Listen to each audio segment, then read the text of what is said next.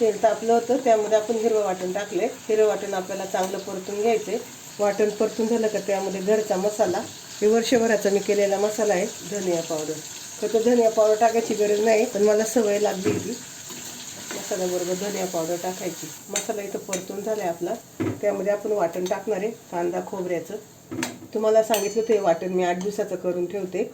पटकन होतं आपलं कालवण करायचं म्हणलं का. नाही तर मग रोज खोबरं कांदा भाजा ते वाटा, अगदी 5 मिनिटात म्हणतरी आपला रस्सा तयार होतो. त्यामध्ये आपण 1 टोमॅटो टाकणार आहे. टोमॅटो परतून झालेत. इथं आपण बोंबील घेतलेत. मी बोंबील 5 मिनिटं भिजत ठेवले होते आणि छान 2-4 पाण्याने धुवून घेतलेत. आता ते पिळून असे मी टाकणार आहे त्याच्यात. मिक्स करून घेऊया.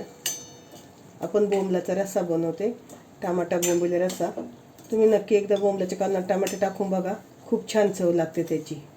इथं आपले बोंबील छान मसाल्यात परतून झालेत. त्यामध्ये आपण गरम पाणी ओतणार आहे. आपण पातळ रस्सा बनवणार आहे. इथे थोडंसं पाणी ओतते ते.